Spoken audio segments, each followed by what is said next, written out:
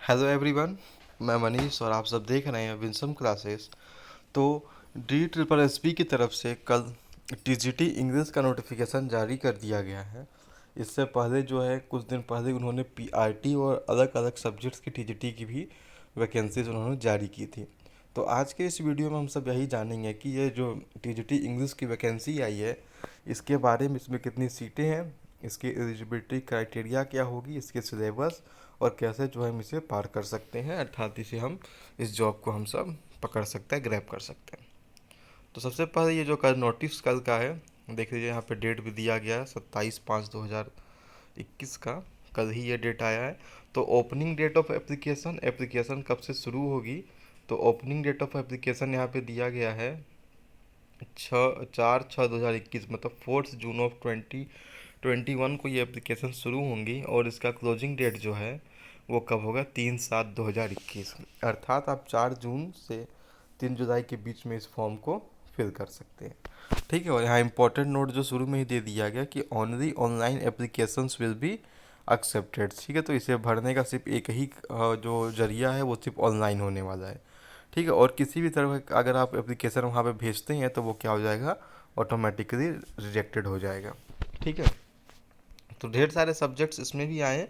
हमारा टारगेट सिर्फ इंग्लिश पे है तो हम बात करते हैं उस पर। तो आपको सेकेंड और थर्ड नंबर पे जो है इंग्लिश की वैकेंसी मिल जाएगी। सबसे पहले जो है मेल की आई हुई है, TGT मेल की। आप यहाँ पे ग्रुप और ग्रेड पे देख सकते हैं, दोनों को बी ग्रुप के 44,600 ग्रेड पे की जॉब है।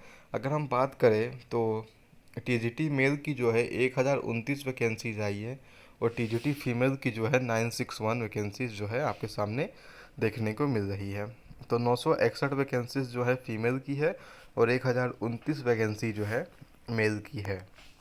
इसके अलावा बंगाली और उर्दू, संस्कृत, ये सारे भी जॉब्स आए हैं। हम इसी के बारे में बात करते हैं। इसमें आप कोटा भी देख सकते हैं। EWS का कोटा है, अनरिजर्व्ड है, OBC है, SC है, ST है। ठीक है। अपने अपने हिसाब से आप इस नोटिफिकेशन को पढ़ सकते हैं। ये नोटिफिकेशन आपको मेरे टेलीग्राम चैनल पे भी मिल जाएगा जिसका लिंक डिस्क्रिप्शन में है। आगे बढ़ते हैं।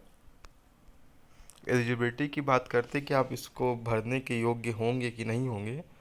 तो और भी यहाँ ढेर सारी चीज़ें दी गई हैं जो हमारे काम का नहीं है। सबसे पहले TGT इंग्लिश में हम बात करते हैं। ठीक। तो सबसे पहले नंबर ऑफ़ वैकेंसीज टोटल 129। ठीक। आगे देखिए एजेंशियल क्या होनी चाहिए। एजेंशियल की बात करते हैं, एक बैचलर्स डिग्री आपके पास होनी चाहिए, ऑनर्स या पास। ठीक। सबसे पहला चीज़ जो मुझे यहाँ पे दिखाई दे रहा है 45% मार्क्स। तो मैं यहाँ लिख देता हूँ, यहाँ पे आपको क्या चाहिए, 45% मार्क्स जो है आपको आपके ग्रेजुएशन में चाहिए। ग्रेजुएशन में नहीं, ग्रेजुएशन के साथ साथ जो है जो जिस सब्जेक्ट में आप TGT भर रहे हैं उसमें भी एटलीस्ट 45% मार्क्स जो है आपके पास होने चाहिए। ठीक है। तो यहाँ पर इलेक्टिव लेवल में से आप जो भी यहाँ पर सब्जेक्ट चुन रहे हैं, इंग्लिश, मैथमेटिक्स, नेचुरल और फिजिकल साइंस या सोशल साइंस, वो अलग चीज़ें हैं, हमें इंग्लिश पर ध्यान देना है। तो कुल मिला के ये बात यहाँ स्पष्ट होती है कि आप ग्रेजुएट होने चाहिए आप, और आपके पास इंग्लिश सब्जेक्ट में 45% मार्क्स होने चाहिए। ठीक है। अब आगे बढ़ते हैं। ठीक। तो यहाँ पे कुछ और चीज़ें दी गई हैं। Provided further the requirement as to minimum of 45% marks in aggregate at graduation level share भी। अब यहाँ किन किन लोगों को छूट मिलेगी। ठीक है। जो PG कर चुके हैं उन्हें भी छूट मिल जाएगी, SC ST वालों को छूट मिलेगी और फिजिकली हैंडीकैप्ड लोगों को भी छूट यहाँ पर मिलने वाली है। तो 45% मार्क्स के उससे कम होने पर भी अगर आपने PG किया हुआ है या फिर आप SC ST से बिलोंग करते हैं या फिजिकली हैंडीकैप्ड हैं तो आपको 45% में जो है इसे कुछ आपको रिलैक्सेशन मिलेगा। आगे बात करते हैं सेकंड नंबर पे क्या होना। अच्छा, 45% मार्क्स मैंने आपको बता दिया। ठीक है। उसके बाद हमें क्या चाहिए, degree, diploma in training education. ठीक है। तो यहाँ पे क्या होना चाहिए, BEd होना चाहिए या कोई सा भी जो डिप्लोमा या डिग्री होना चाहिए ना। BTC वाले भी इसको जो है आई थिंक इसे भर सकते हैं। ठीक। तो आगे 45% मार्क्स और आपके पास BEd होना चाहिए। ठीक। आगे देखते हैं और क्या चीज़ें दी गई हैं। और should have qualified seated from CBSE। ठीक। तो आपके पास 45% मार्क्स पहली चीज़, BEd दूसरी चीज़, और उसके बाद सीटेड क्वालिफाइड भी आपको होना पड़ेगा।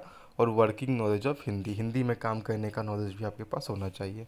तो ये 4 कंडीशन जो हैं दी गई हैं, जिसमें इम्पोर्टेंट यही 3 है। 45% बीए में, उसके बाद बीएड होना चाहिए आपके पास, और आपके पास सीटेड भी होना चाहिए। ठीक है। उसके बाद जो ग्रेजुएशन में कम से कम आपको 2 साल तक इन सब्जेक्ट्स को पढ़े होने चाहिए। ठीक, उसके बाद यहाँ पे एक्सपीरियंस वगैरह जो है कुछ यहाँ पे नहीं दिया गया, तो इस पर भी डिस्कस नहीं करेंगे।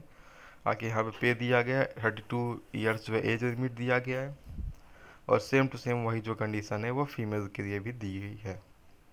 ठीक है। टीजीटी इंग्लिश फीमेल के भी आप देख सकते हैं, वही सारी चीज़ें हैं, कुछ खास इसमें छूट नहीं दिया गया है। अब हम बात करते हैं इसको फॉर्म कब से फिलअप होगा, इसका सिलेबस क्या रहने वाला है। तो साथियों, मैंने आपको शुरू में बताया था कि आपको ऑनलाइन फॉर्म में इस फॉर्म को फिल करना है।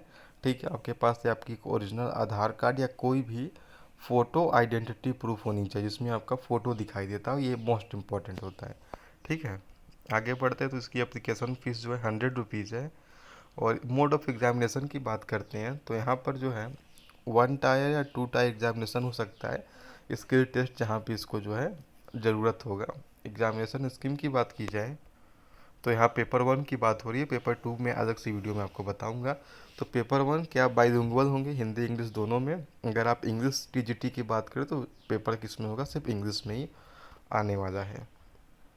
ठीक है। तो यहाँ पे भी ढेर सारे पॉइंट्स इसमें भी दिए गए हैं, कट ऑफ वगैरह मैं दूसरी वीडियो में आपसे डिस्कस करूँगा। तो ठीक है। यहाँ पे और उसकी कुछ खास सिलेबस की बात कर दी जाए तो देखिए, सिलेबस जो पेपर आपके 2 पार्ट में बटा होगा ना। एक आपका जनरल पेपर होगा, वो सबके लिए होना, दूसरा टीजीटी का अलग से होगा।